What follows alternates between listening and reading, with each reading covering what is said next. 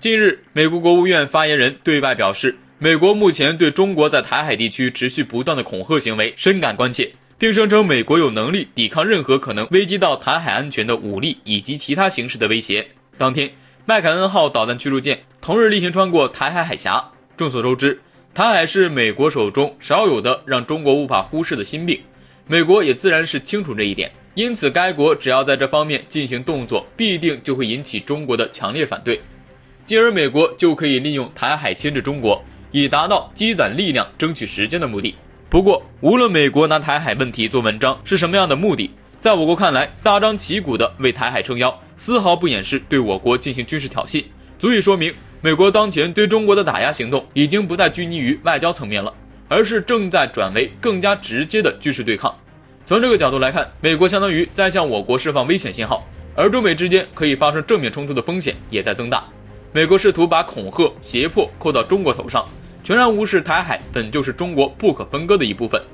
自从拜登任职后，美军进入南海的次数越发频繁，还怂恿日本、英国、澳大利亚以及印度等国家联手对付中国。近期，日本、澳大利亚等美国盟友在针对中国的行动中，似乎比美国还要积极，向美国示好也好，增强本国在该地区的军事存在也罢。尽管短时间中国周边不至于爆发全面战争，但在南海爆发局部冲突的可能性还是非常大。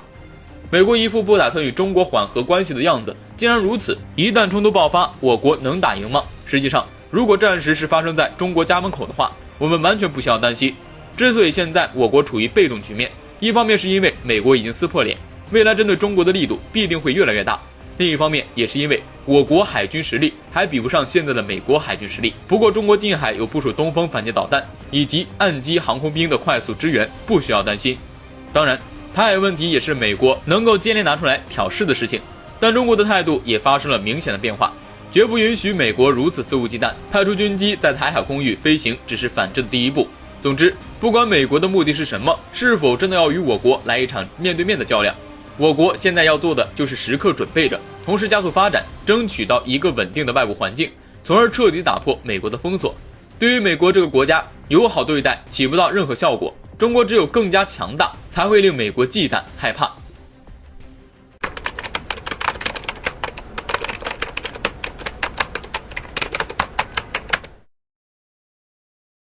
在4月8号，美国公布2021年战略竞争法案。不同于之前，这份法案展现出对中国极为强烈的敌意，西美标题大多是全面对抗中国，加强与中国全面竞争。法案中显示，美国将动用所有战略、经济和外交手段来对抗中国。在这种情况下，政治家和前外交官马凯硕给出自己的看法：究竟谁会在这场竞争中获胜？在接受法国《费加罗报》采访时，马凯硕表示，一场重大的地缘政治竞争开启，但这并不是冷战，因为中国不是苏联，美国曾成功遏制苏联，但现在的中美是首要贸易伙伴之一，而且中国要比美国融入这个世界更深。事实上，也不应该低估潜在的冲突风险，尤其是双方的舰机在南海距离越来越近，只不过双方都有核武器限制了大风险，但并不表示小冲突就能避免。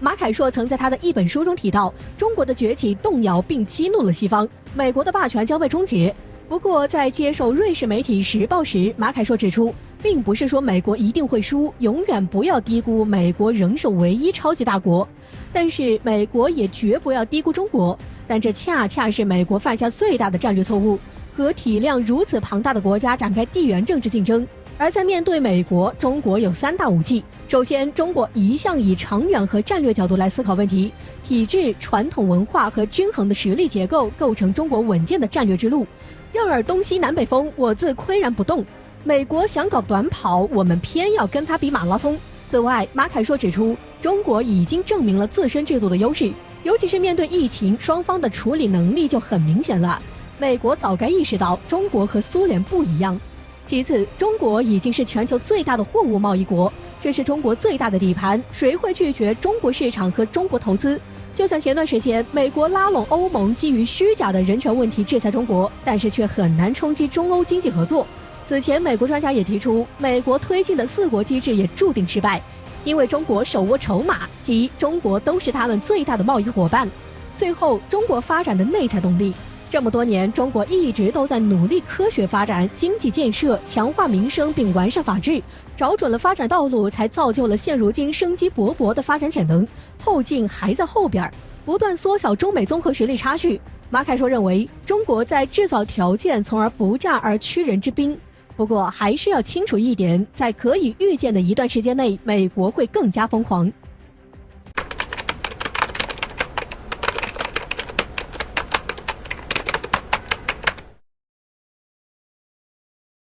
根据媒体于4月12号的报道，日本将在4月13号召开内阁会议，在会议上正式决定将福岛核电站的核废水排放到海洋里。这些核废水对海洋环境会造成极大的危害，且由于核物质的特殊性，除了日本会遭受到危害外，太平洋周边的国家，包括中国、韩国等国都会受到巨大影响，甚至连美国、加拿大也会受到影响。根据央视4月11号对核污染的科普就可以知道，日本拟决定排放核废水的事情为何会在世界上引发群起的反对声音。如果这些含有放射性物质的废水被排入海洋，最先遭殃的就是日本太平洋沿岸海域，尤其是福岛县周边，在这里活动居住的渔民和居民，甚至生命都会受到威胁。而实际上，遭受灾难的不仅是日本本土的人民。据德国科学家的研究计算结果，一旦日本将核废水排放至海洋中，仅57天，这些放射性物质就会扩散到太平洋的大半区域，影响位于太平洋周边的许多国家。而在3年后，连距日本很远的美国和加拿大都会受到核污染的影响。这也正是世界上其他国家都对这种举动表示反对的原因。中国外交部就向日本就核废水排放发出了警告。中国外交部表示，福岛核电站发生的事故本来就是迄今为止最严重的核污染事故之一。如果妥善处理福岛核电站的核废水，关系到的是日本的安全，也是周边国家的安全。因此，中国要求日本用负责任的态度仔细考量核废水的处理问题。对于日本选择将核废水排入海洋，专家从另一个角度分析认为，日本明明是有好办法来解决这件事的。目前储存在福岛核电站超过123吨的核废水，日本是有条件也有技术在核电站和周边无人区建设更多长期储存罐的。这样做能够将核辐射扩散的风险降到最低。然而，这种建设储藏罐的措施，相对于直接将核废水排入海洋来说，成本上会高很多。日本没有选择这条路，而是你决定选用成本更低却会贻害无穷的办法。网友们也因此愤怒，认为平日里日本看着有礼貌，但是实际上他们却是最没有道德底线的，完全可以说是知小礼而无大义。可是面对日本这样应该受到警告和谴责的做法，欧美各国却集体失声了。网友表示，对比欧美各国对待中国和对待日本截然不同的态度，就可以知道这些自我标榜的西方国家到底是什么样的德行了。果然是如同中国所说，我们将你们想得太好了。